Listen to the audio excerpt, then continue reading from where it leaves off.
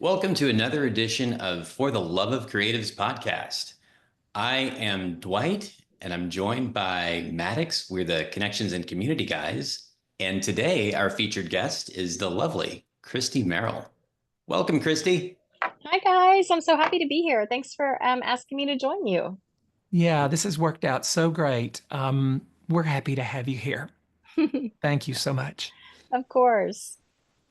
Now, Christi, we have known you for the last couple of years. I believe that we actually met at a creatives event that we had on during a summer. It was a summer gathering at a gallery in Deep Ellum, and it was a huge blowout. And I remember you made quite an impression on us there. Oh, But thank you. and I know that you've done so much in the way of giving back to the community, and you have some incredible pieces that speak to nature and touch on themes of uh, themes of modernity and really get you to question. And I feel like I could do no justice in describing who you are and what you're about. So could you fill in any of our listeners to let them know about you in a couple minutes? Yeah, so again, I'm Christi Meril. I live in Dallas, Texas, and I'm a multidimensionary artist, and I love to create with paintbrushes and with my hands. And so that's kind of as I've evolved as an artist, going from just traditional paint on canvas to starting to express myself through shapes and sculpture. Um, so I guess I really love being immersed in nature and the creativity that comes out of me. And so anyway, that's kind of where that all started, and we can go into that later. But I just love to express myself through my work. I have a family. I have a husband that's amazing. His name is Scott. I have two daughters, Sam and Molly, and a son-in-law, Aaron. And we have four dogs. And we live in East Dallas, and um, I work in the Dallas Design District. I'm a resident artist at ALG Fine Art, which is located on Dragon Street, and I've been there since it opened at the end of 2018. And that's a little bit about me. There's more, but um, my art is a big focus in my life at this point, and I just love also giving back to the community. I'm on the board of DIFA Dallas. I'm in my second year on the board. I was on the Style Council in 2023, raising money for AIDS service organizations here in North Texas.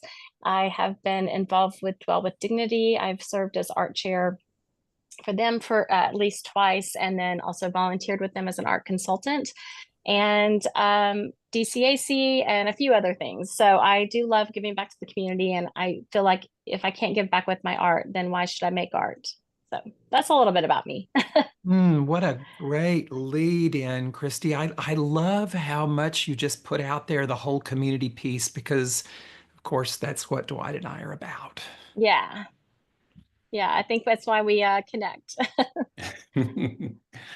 One thing that I think people would be would be really interested in would be how it is that you got started on your path. Like, what sent you in this direction? How did we get to see the fabulous Christi Merrill we know and love uh, today? Thank you. Well, I did not go to art school. I'm completely self-taught. I was just minding my own business. I've always been super creative, whether it's like the interior design of our homes or painting things in my children's walls and when they were growing up and things like that. So some of our very best friends, their son was having his bar mitzvah. This was 20 years ago. And I was at a stoplight one day, and my head, I was always going, and I thought, I want to do something different for them. Instead of buying them a gift, they are like family to us, and I wanted to do something for the parents that were our friends. And so I came up with this idea of creating a menorah in the shape of stones on canvas. And I'm not Jewish. I have Jewish family and a ton of Jewish friends, but like I wanted to add Hebrew. So I had to like figure out like how to add a word in Hebrew. So I came up with this idea and I went and got a canvas and I created this menorah. And it was really fun just to do the research on the different types of menorahs and everything. So I found out like the 7 branch menorah is different than the Hanukkah branch menorah, which is like 9 branches or 9 candlesticks. And the 7 branches, like the oldest, I think it's the oldest symbol of Judaism. So I thought, oh, this is really cool. So I did it. And then I got some Hebrew stamps and I figured out how to create the word light in Hebrew. And I attached that on parchment onto the painting. So anyway, it was just a gift from my heart, a gift of love. And I had done some painting before, but just nothing like professionally at all. And this was a gift. And the next thing I knew, I was making menorahs for so many people. And I ended up in the Jewish art fair at the Meyerson like a year later. So that's kind of where it all started. And then I just continued to just kind of explore different symbols with stones, with stacking stones. And then just kind of fell into evolving into abstract art. And then, just one thing led to another. And as my kids were getting older, it allowed me to have more time to pursue my art in a professional way. And I would say in the last like 10 years, especially, I've been able to really focus in on, my work 100%. So, and that's where we are now. So that's kind of how it all started. So That's what I'm amazing. hearing you say is that you didn't really set out to be an artist. No, I always say that if I had set out to be an artist, I would never have been an artist because I am naturally a people pleaser. That's just kind of who I am. And I've been learning to grow out of that. I think people pleasers went from children on, if you're really lucky, you realize that that's not a healthy pattern. And so I've been working towards that and I've gotten so much better. But if back at college days, if I would have pursued art, I would have been freaked out about what direction professor would have wanted me to go into. This is right, this is wrong. Is my apple perfect? Like all those things would have been really it would have killed my creative insight. Like I think what's been really fun for me, it's like the one thing in my life that I'm always feel brave about is my art. Like it's just something that I don't make art to please people. And that's why my art is really different. But it's so freeing and it's just my happy place. It's very therapeutic and I just have a lot of bravery when I'm approaching my art, and I'm not always that way in other parts of my life. So yeah, That's that's kind real. of how it happened. That's a really profound juxtaposition that you just laid out because you just said that you suffered as a people pleaser your whole life.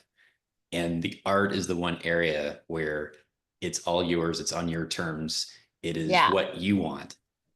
Yeah. And That's I'm really lucky to I've been surrounded by some really great creative people that have supported me and encouraged me. I think especially if you don't go to school for art, a lot of times it's hard to call yourself an artist. And I now easily call myself that, but it took a while. It took about 10 years for me to feel comfortable using that word. But yeah, just having people around me that encourage me to pursue things that maybe they haven't seen before. And tell me yes, it's the right direction, keep going. And I think I've been really lucky to have that as well. And I have a very supportive family, my kids, my husband, and other members of my family as well. So it's just it's been a really joyful journey overall. Wow, there's two things that are really standing out for me. One is how many times in any given week we speak to creative people who have a hard time owning who they are. They have a Mm, hard time saying I'm an artist or I'm a dancer or I'm a poet. It doesn't matter what it is. It's like they'll say, in fact, I I just I just put out an article today that was about this very, very topic. You know, I write poems, but they won't say I'm a poet.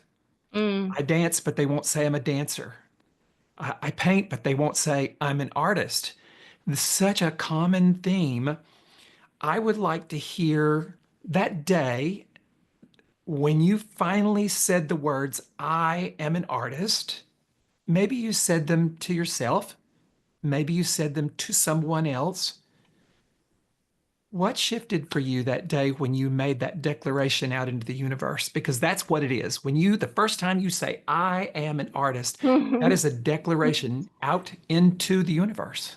Yeah, I don't have a specific day. I do think it is, I think it started about 10 years ago, and I had gotten into some studio space outside of my home for the first time.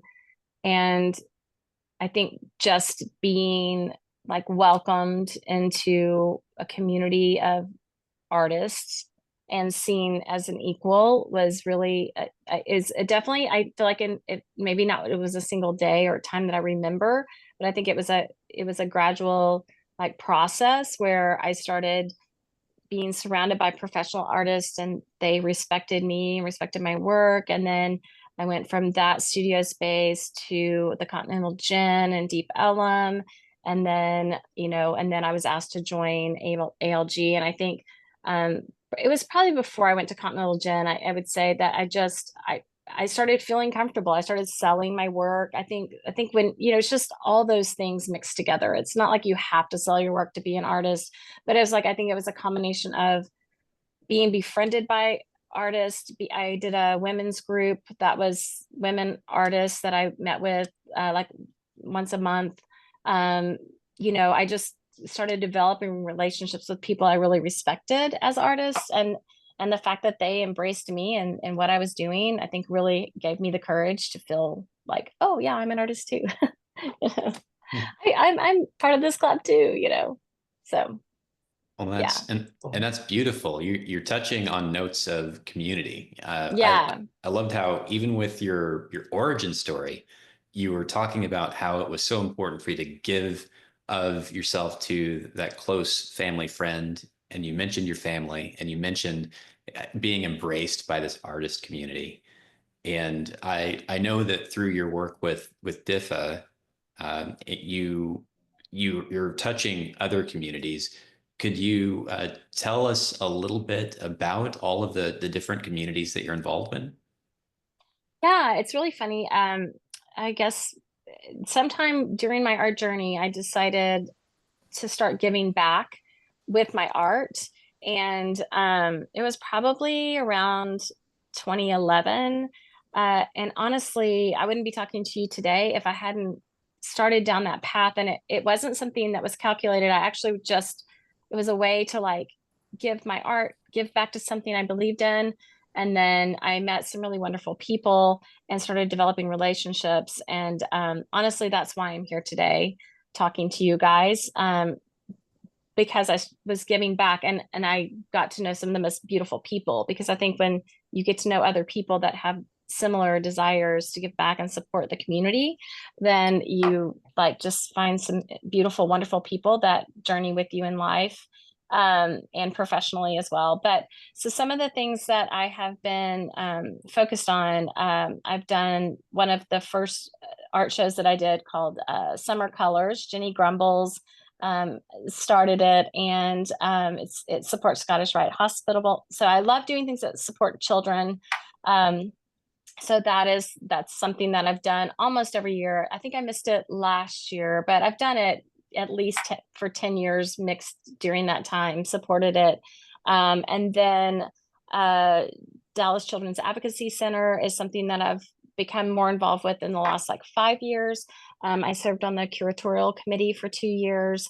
I've donated my art. ALG has been a sponsor, so all of us, all of the resident artists at ALG were involved, and we have our own gallery wall. So we donate, you know, original pieces that we've created just for that event. For Art for Advocacy, which is their big fundraising event. Dallas Children's Advocacy Center serves children and their non-offending family members that are dealing with criminal level child abuse in Dallas County. They serve about 10,000 children a year, which is just gut-wrenching to think that there's that many criminal level abuse cases every year. And they walk with the child and their family, like through the legal process. They have therapy. They really bring them through all the layers of recovery and the justice that comes with it as well through the courts. And they just do amazing work that is incredible. So those are some things with children. Homelessness is another thing that I'm pretty passionate about. So I got involved with Dwell with Dignity, and Dwell with Dignity has some art-based giving back, where they have something called Thrift Studio once a year, and artists in the Dallas area donate original work, and it's sold at Thrift Studio. And Dwell with Dignity provides interior design for people coming out of homelessness, and children are also always involved in the picture. It's always a family. And I actually have been art chair once individually for the Thrift Studio, and then ALG was art chair another time. And then I served as an art consultant with them for about a year and a half, where I would go in and meet with the clients that they were serving and find out what type of art would work in the space, and help come up with ideas to let volunteers create art, or sometimes I would make art. So, and then DIFA kind of just fell into my lap. And I have so many people in my life that are impacted or not served by necessarily aid service organizations, but I knew I wanted to do something that focused. And again, it's not something that only impacts the LGBTQ plus community. It is also, other communities as well. But I wanted something that supported so many people, right, on the whole spectrum. And I felt like I just got an opportunity, honestly. Ken Weber reached out to me. I had donated work to AIN, which is an AIDS service organization, got to know some people for their galas. And then anyway, I was pulled into DIFA by Ken Weber and JR Hernandez. And they asked me to be on Style Council, which was really funny because I am not a model, as you can see. I am 5'1", and I don't walk runways, but that's part of the Style Council for DIFA. Is you're an ambassador for DIFA in Dallas, and they have about 15 people that are selected to be in that role for the year leading up to the gala in the spring. And so you raise money for the organization. And then part of it, once you reach your goal of raising money, you walk the runway. So I was just like, do I have to walk the runway? Can I just raise money? Like, I really don't want to walk the runway, but it was great. It pushed me out of my comfort zone, and I got down the runway in really tall platform shoes. So it was definitely out of my comfort zone. And so then after that, I was asked to join the board, and I have been jacket chair for the last 2 seasons. And we have that coming up soon. It's every spring. So jackets, we curate like 60 to 70 jackets. We have different designers and artists that create them in Dallas and outside of Dallas. And it raises money for this incredibly important cause. Yeah, that's not gone away. It's still here. I think sometimes people think HIV/AIDS, oh, isn't that like already taken care of? It's like, no, it hasn't been. And I just am really proud to be a part of that board. I've met some of the most amazing people, and they're so inspiring, and just, I'm like, why am I here? Because you guys are so awesome. So anyway, those are some of the things I've done. Well, and that's it's really inspiring how you're willing to do so much outside of yourself. And I know that a lot of the creatives that we talk to struggle with the inertia that comes from not being not having what it takes to just have that forward movement for the next step. But Yeah. It sounds like you are so focused on things outside of yourself that you're not haunted by those demons. Oh, I haven't ever thought of it that way, but I will say, I mean, knock on wood, I don't struggle with my creativity. I don't struggle with creative ideas or I've never been in a place where I'm like, oh, I'm stuck, I can't do it. And maybe it is because I do have so many other things pulling at me, that I can't really navel gaze too much, when it comes to my creativity. I celebrate it. It's like a really joyful slice of my life. And yeah, I just trying not to be stretched too thin is sometimes something I struggle with.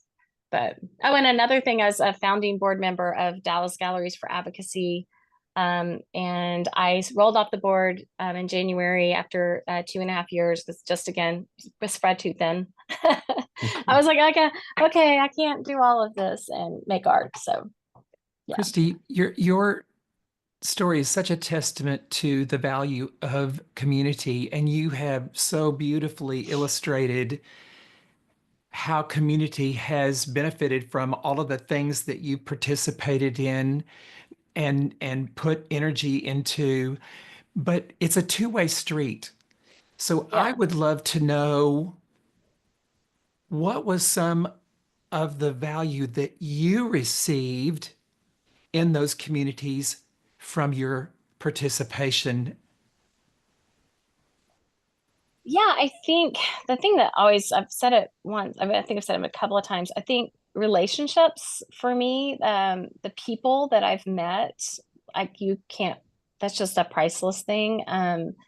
I they've changed my life, and like they're just a huge part of who I am. I think the relationships are the biggest thing for me, that the biggest blessing. I think the other thing is, I've had some, tangible opportunities to get my work out and be seen, by people in the community through donating. That's something that's always a nice thing when you get a commission, or, someone comes to the gallery, or, things like that are like a professional plus, right?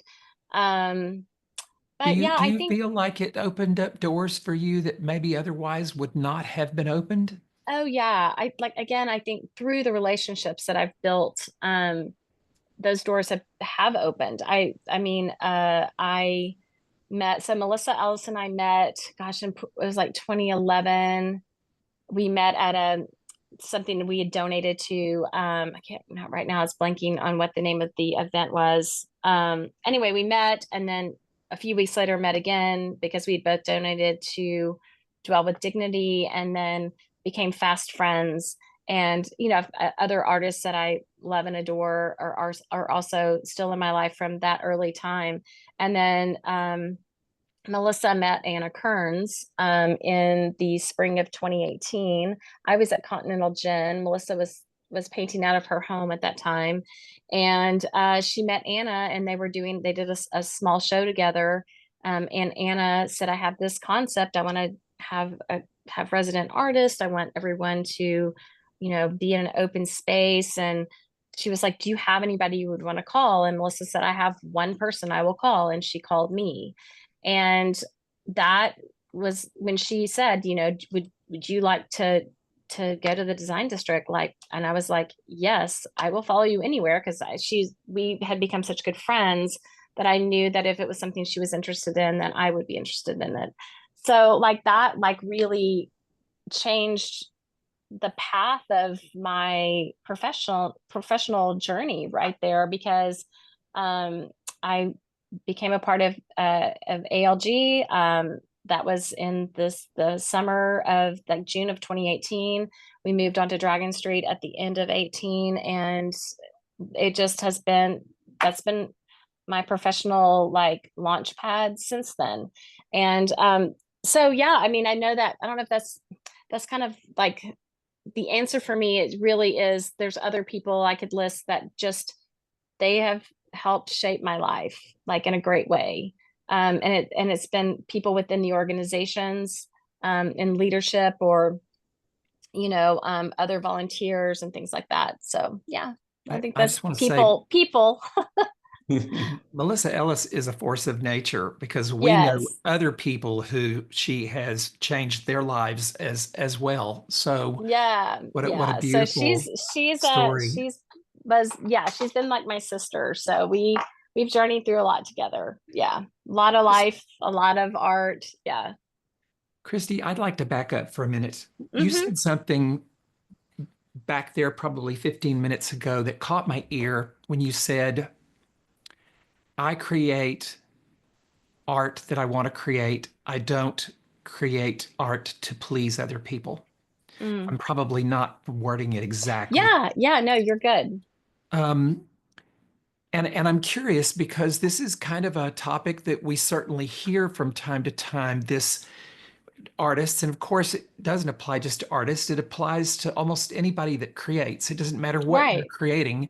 There's always this voice in your head that's like, okay, do I create what I know will sell or what I'm pretty sure will sell? Or do I create what I love with no regard to whether it sells or not? Now, you've clearly chosen the path that you create with no regard to whether it sells or not. And what a beautiful position to be in. But I guess what I'm looking for here, because I think that there are people out there that need to hear this, are you often surprised at the things that you absolutely created because you loved them and they had meaning to you and they did sell? Yes. I feel like all of my work, whenever my work does sell, which is important to me, like it's something, this is, it's something that is a goal of mine is to sell my art and to help support my family. But it often does surprise me and it gives me so much joy, I think, because I know that the work I create, people don't get in their car and drive thinking I want what she created in my space. Like I just it's not like a beautiful landscape, right? It's like that that are beautiful. I love landscapes, but it's like somebody might be thinking, "Oh, I'm going to go look for I want a landscape over my, my sofa or in my dining room or whatever," which is great. I love them. But when they walk in and see my work, it's definitely not that. And so I'm always like, it's always, I guess it just brings me so much joy when people connect with what I'm trying to say or just however they like the direction they take the piece in their head. And it's really, really exciting. I have a show coming up that's opening this weekend and there's a piece and it's called Close Knit, KNIT. And my husband has Parkinson's disease and he is a hero, a superhero. And he's like a Michael J. Fox situation, early 40s, out of the blue. Our kids were really little. And he just is always just doesn't let it hold him back. He's just an incredible man and human. And so about a year and a half ago, he taught himself off of YouTube how to knit because it helps with his fine motor skills. He doesn't have a tremor. His diagnosis was really hard to figure out what was going on because he doesn't have the stereotypical like Parkinson's um, symptoms. So he taught himself how to knit. So now he knits these beautiful scarves. Like my daughters have, I have some, my daughters out, his sisters, like my sister, my niece, like our niece. I mean, anyone who will take one, he like, knits. So there's a piece called Close Knit. And I took some of the remnants of his knitting and I mixed it with my sculpture out of paper. And I actually, we're on Dragon Street, and several months ago, a car had its window bashed in, and there's still auto glass. It's kind of like now in the crevices of Dragon Street, along with gravel. And one day I walked out and I looked down, and the sun was hitting it, and I was like, "That's really pretty." So like, I scooped it up and I added that to my painting. This painting, and it's just very urban. It's very industrial. It's not beautiful, but it is beautiful, and to me, it's just represents like perseverance and like holding on to each other and just being intertwined, like as a couple, but then also our children are rock stars, and like we're just a really cohesive, tight little bundle. And like we've really been able to like not stop life, even though having a diagnosis like that at a very young age, we've continued to pursue life as full as we can. So that's like one of my pieces, and I love it, and I think it's really beautiful. It's a lot of white and black, and there's some pops of fluorescent, and then you've got the glass, and you've got all the stuff, and it's just anyway, I can't wait to see who ends up connecting with the piece. I have dabbled with painting at times, but I have never gotten far enough in. I never did it in order to sell paintings. I didn't care whether they sold or not. It was Yeah. hobby. But I'm listening to you, and I've listened to so many creatives, and I have this feeling that when we create from the depths of our being, that whether it's coming from a place of pain and struggle and trauma that you're trying to release, or whether it's coming from this great love for somebody in your life who knits these beautiful scarves, I have to believe in my heart of hearts that what will draw the buyer to your piece is not whether it's commercially beautiful or not, but it will be that energy behind what created it. I'm wondering, because I do see so much struggle. What words of wisdom would you have for any creative, whether it be an artist or a architect or an interior designer, doesn't matter, when they're trying to decide that question of, do I make what I know will sell, or do I make what is coming out of my soul? What words of wisdom would you have for them? Mm.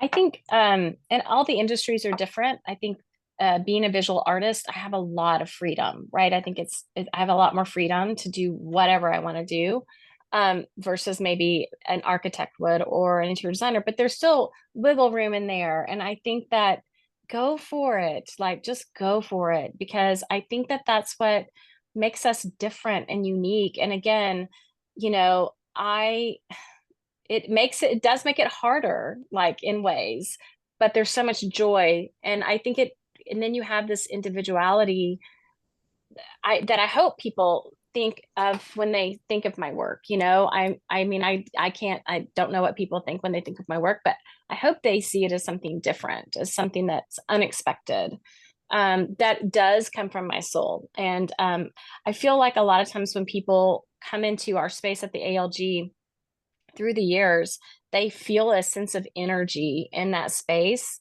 And I think a lot of it is because we create what's hanging in that space. So much of it, unless we have visiting artists in, but there's so much ownership and love and what we're doing and what we're making, that I think you do feel that energy that you speak of. And I hope that um that just translates to people when they see my work. And so to other creatives, I would say, like, just do what you love and your vision and take risks. And I think that the people that are open to allowing you to do that will be so blessed and joyful in what you do create. And they'll just it'll I just hope, like, my pieces, and I think every artist does, like, if someone buys a piece of mine, I hope that they want to pour themselves a glass of wine or bourbon or sparkling water or coffee or whatever, and just stand there and look at it. Like, there's just something about it. And it's not because I'm a great artist. I don't think I'm a great artist. I think that I am a very authentic artist because of what I create. I'm obviously not technically trained, but I hope that my art, like, speaks and provides something special, to I people. I would argue that because you are an authentic artist, you're a great artist. Thank you. That's very kind. Yes, yes. Christi, I want to champion you and suggest that you let go of what you just said. The Oh, words, because I'm not technically trained,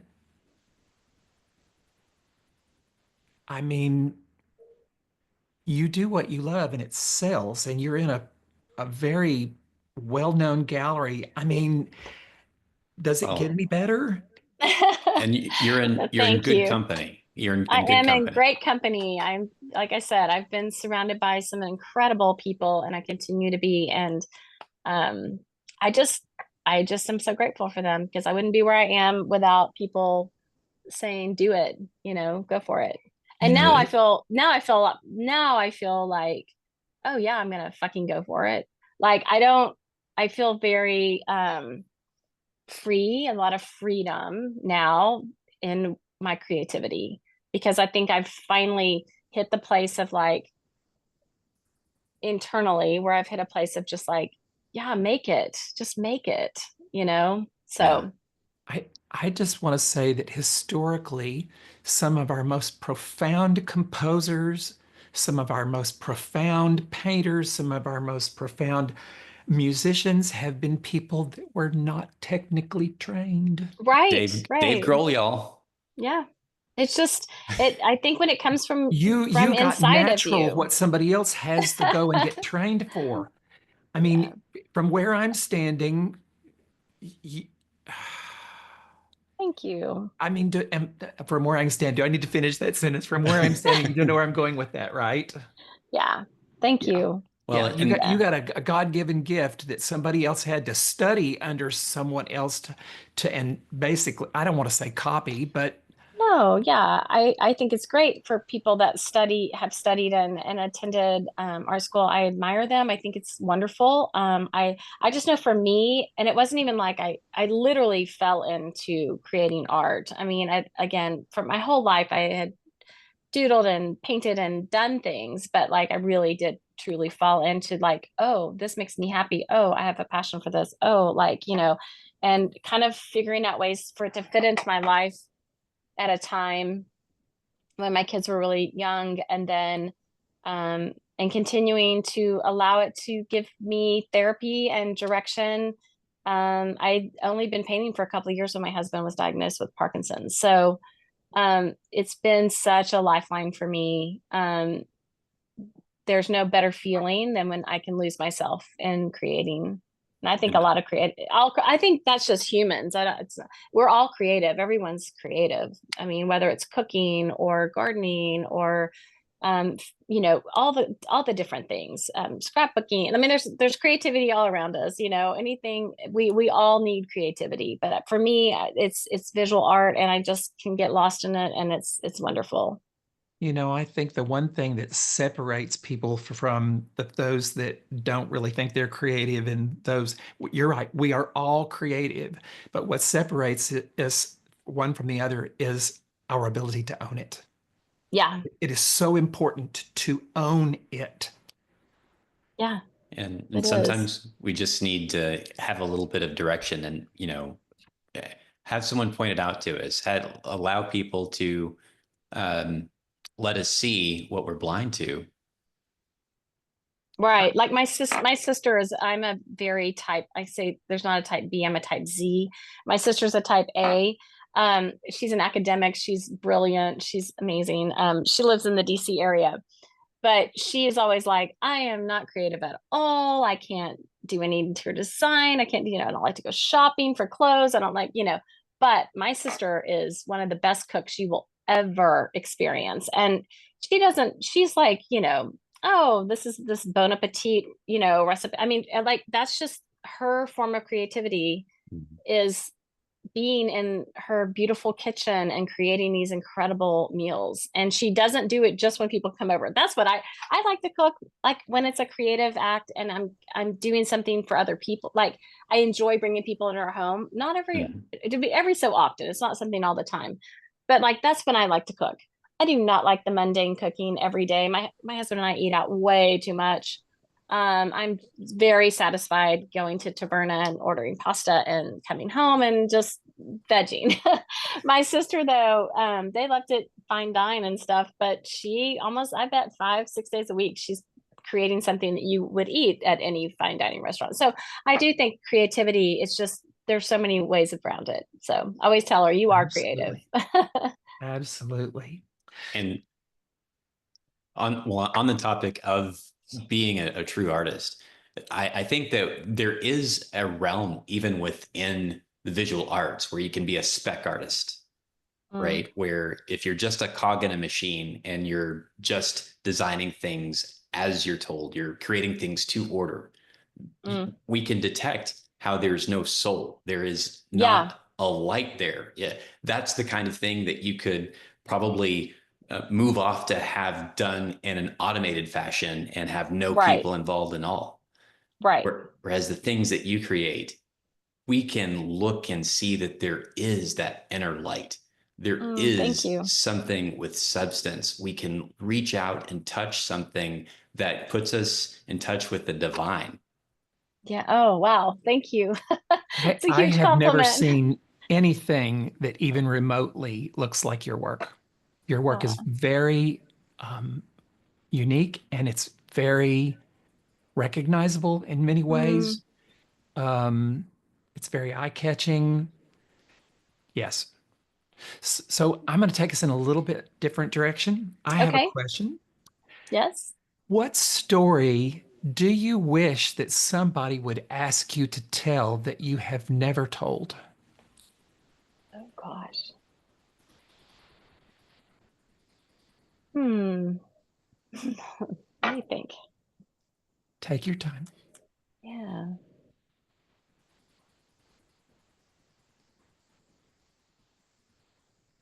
Maybe like, I don't know, maybe the story of like how my art, like where the roots of it come from. Um, I've been doing a lot of reflecting lately on that, and it's pretty simple, but it's powerful for me because it's where my art kind of lives. I love urban settings. When I was little, I would have my parents drive me to downtown Dallas and open the sunroof so I could look up at the buildings.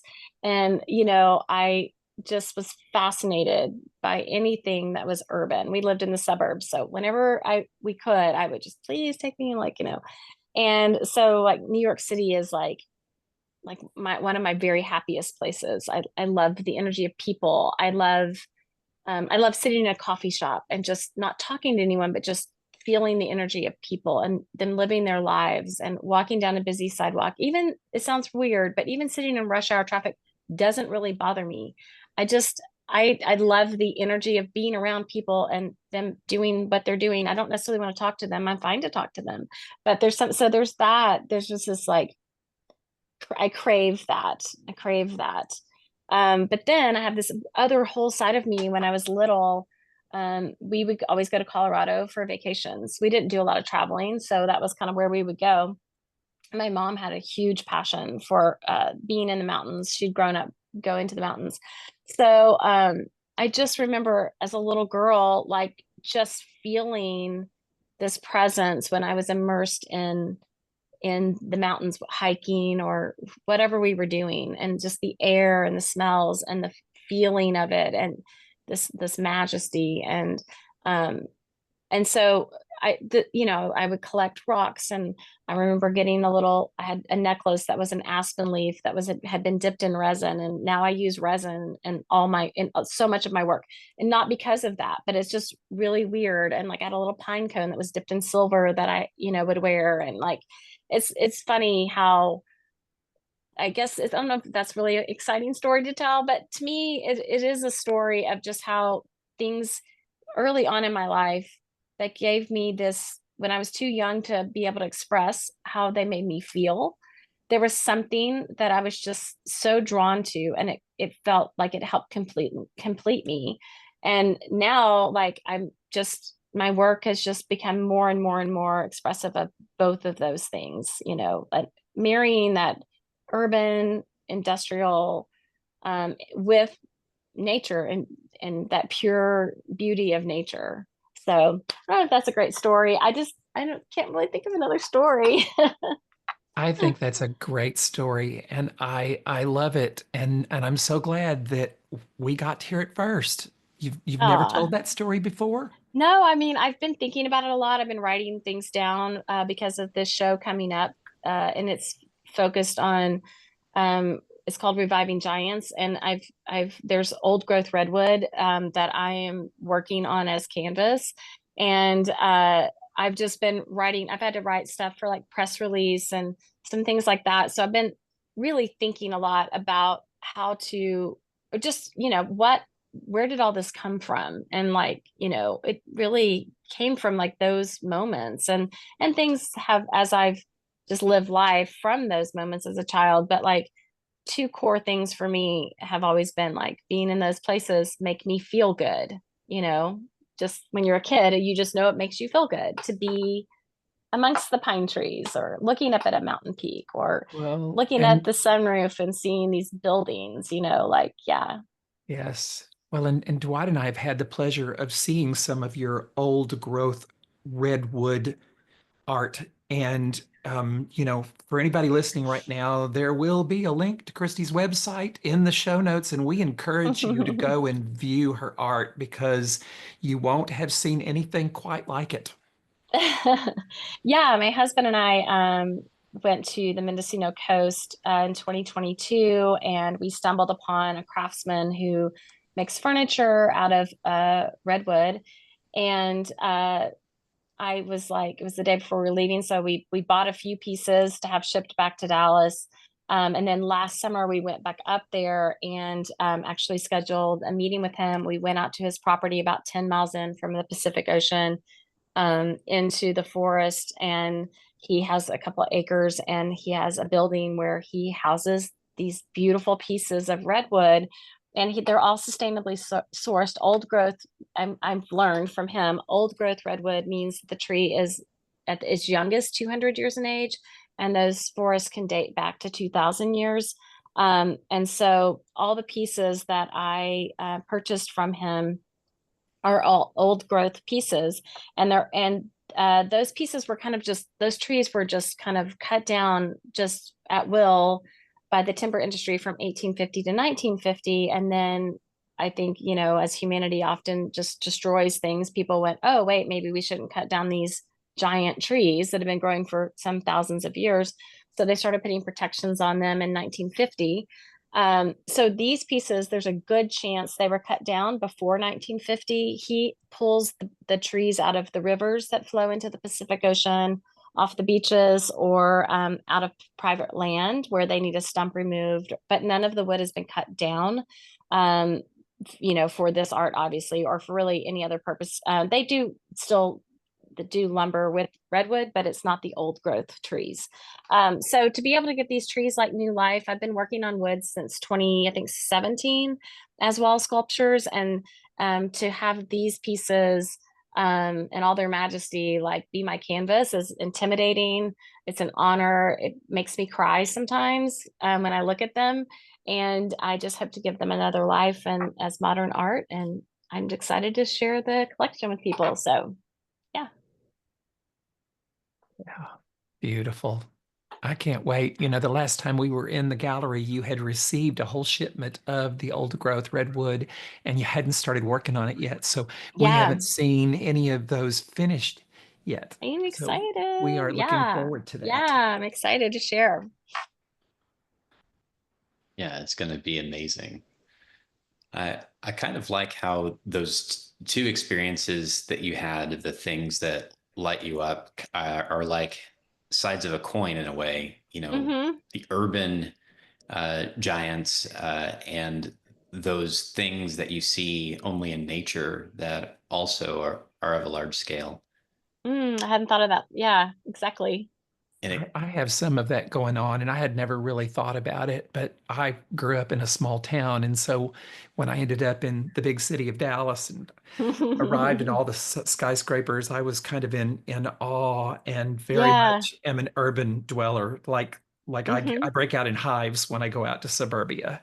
Oh yeah, no, can't do But at the same it. time, the times I have gotten to go into a rainforest or beaches, or they Hmm. speak to my soul in just the Yeah, most beautiful and deep way.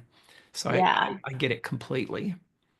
yeah. It's an emotional place for most of us. I think yeah, you feel your smallness, you feel nature's greatness. There's just beauty if you take the time to look. It's incredible. But yeah, it's so to me, I don't know that it's like super original to create art based off of those emotions. And that's great. And that's okay, because I think it's a commonality that we all share. Like you can't, if you breathe, you've got to have some sort of connection with nature, right? Like whether you've taken the time to like really feel it or not. But yeah, I feel the same way around the ocean. I'm not a sunshiny ocean girl. I like the rugged, rocky, cold oceans where I don't have to put on sunscreen so much. I can wear a hat and a sweatshirt and roll up my jeans. But I do love the ocean. It's funny, the ocean scares me. I feel a little bit more fearful with the ocean. I love the set. Now, the sound of the ocean is the most peaceful thing in the world, but like the ocean itself is very like intimidating to me. Uh, and mountains is weird, or should be just as scary, but they don't scare me as much. But like I love both places, so they both speak to me, and I've been really lucky to be able to spend time in both extremes. So I think people usually those two places are where people connect with nature the most. Yeah, I think so too. Begs the question if it's a matter of the things that you can't see there in the ocean that Yeah. you know are all Oh my around you. God. Yes. I was about to say that. I was like, oh, I'm going on too long.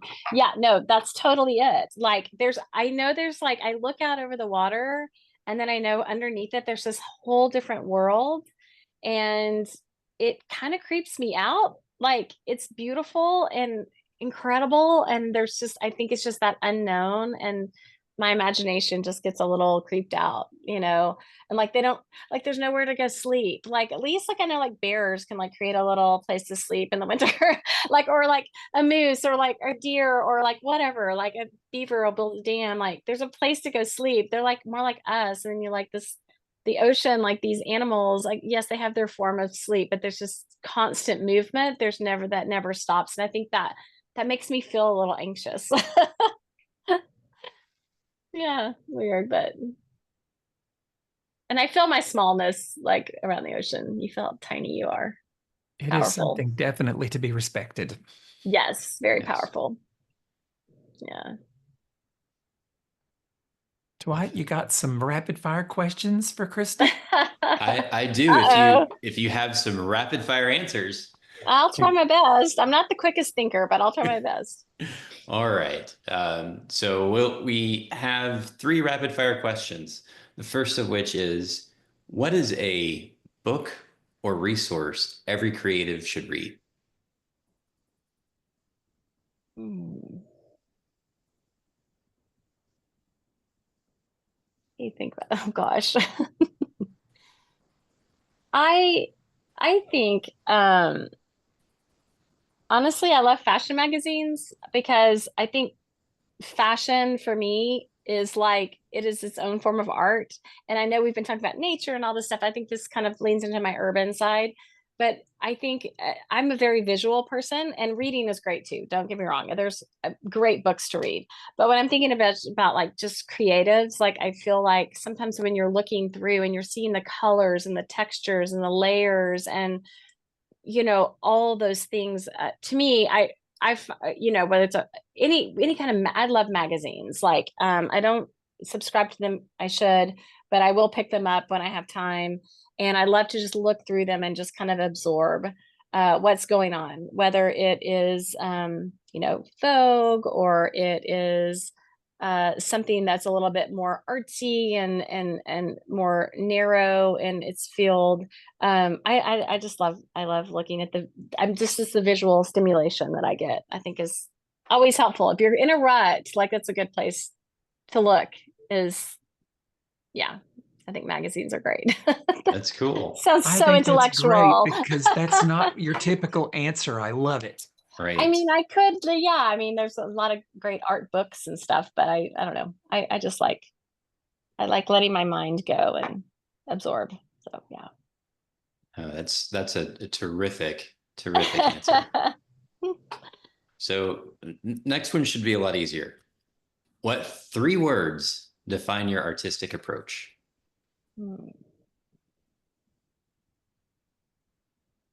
I would say raw, is like I use a lot of raw material. I would say color. I love color. I think that's something I'm naturally able to just pull together for some weird reason.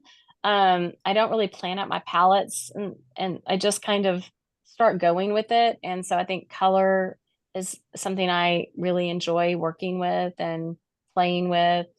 So raw color and I would say unexpected because I don't really know what I'm doing half the time. I mean, I know what I'm doing, but like I don't plan out the piece. Like it's definitely an evolution. So it's just an unexpected to me as well as maybe the person that buys it. I know it's going in the right direction or I'll do, but I don't plan things out really. It's kind of interesting how it's almost as if we collaborated on these, because your answer to that question kind of informs the next question. What is the most unusual material you have incorporated into your art? Oh gosh. Well, there's a story about why I have nails in my art. And if we have time, I'll tell it. Sure. So yeah, so in 2020, my husband and I, he just recently retired due to his Parkinson's, but believe it or not, my husband's was an anesthesiologist. And during 2020, they weren't doing elective surgeries. And so we were like, let's go to Colorado for 6 weeks, which we had never done. So, because I mean, he would get like weeks off, but it wasn't like we would just take off for 6 weeks. So we went and we rented a place where we could take all of our dogs. And we had a Bernese mountain dog, I mean, a Bernie Doodle, Garfunkel, and we lost him last year, but he's my hiking buddy. And so we would go hike every day, like just Garfunkel and I. And I do a lot of creative thinking when I'm hiking. And so we were there for so long, I had a lot of time to think about what I wanted to do when I got back to Dallas. And uh, I had been wanting to add sculpture to my work. And so I was like, I wonder if I could use paper and like that's a byproduct of trees and I work on wood and blah, blah, blah. And I was like, but I want to attach them with nails. I want to attach the paper with nails because I forever, you can look at my camera roll, I take pictures of the nails that are in the mining ruins. And I always think like, who put this nail here? I don't know. It's like weirdo me, but that's what I think. And I'm like, oh, I wonder what it was like to not have Patagonia. Like when they were like out here in the middle of nowhere, like making these cabins like in 1800s and, I'm freezing to death. So anyway, I got back home and I started doing that. And the first box of nails I bought were these like old primitive looking nails that you can buy like at like Elliott's or something. And they're kind of like triangular in shape with they're kind of flat. And I thought, oh, this is super cool. This is very like Colorado looking. And I punched it through the canvas and it popped right back out because it was so thick. So I was like, well, so I put that box aside and then I just trial and error started working with, and I found what would work. So I've been working on at this point about 3.5 years, and my mom passed away in 2019 from pancreatic cancer. She was only sick for about 4 months, and she actually had been in Colorado for a couple of months with my dad when she got home and started not feeling well. And she was hiking and playing tennis. My mom was young and very active, and so this took us all by surprise. And she was my best friend, other than my husband. And so So anyway. sorry. Thank you. I miss her every day. So anyway, my dad, he stayed at their house until about 2023. He moved into assisted living, but he's in an independent living. So it's good. He's still very independent. But it was my job, being the one that lives here, to kind of clean out the house. And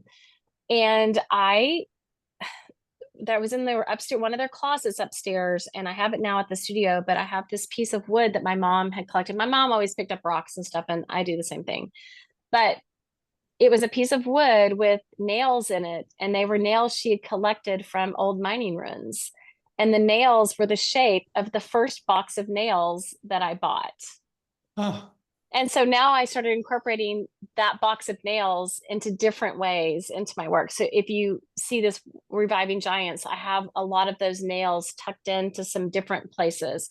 So again, it's just kind of a nod back to who I am and like the relationships that build me and build all of us. But my mom, as all of our moms, are just like the biggest thing in our lives, you know, that so shaping. And she shaped my love for the mountains and made me I didn't realize it until I got older, but she was the one that why I always stop and take pictures of old campfires, and why I always, you know, take pictures of nails and cabins, and like they're this special thing.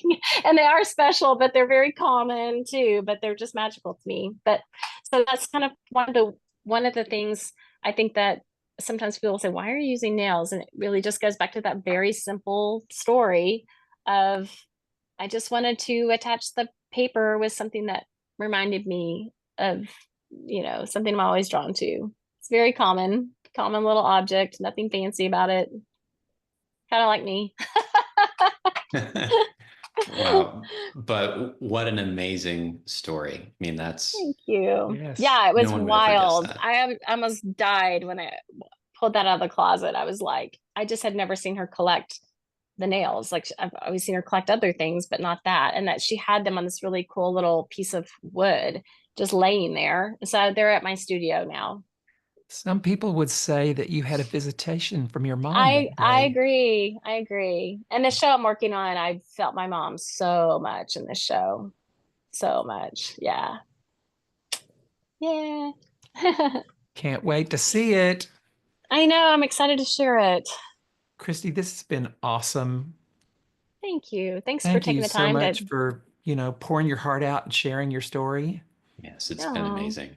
you're welcome. Thank you for giving me the opportunity to like explore those things and share them, and hopefully they'll be a good little nugget to somebody. I have no doubt.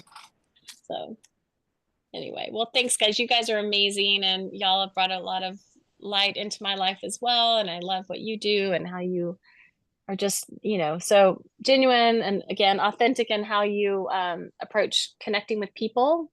And it's just you're drawn, you can't be helped but be drawn to both of you. So Thank you, Christi. That means Thank a you. lot. of course, of It does. course.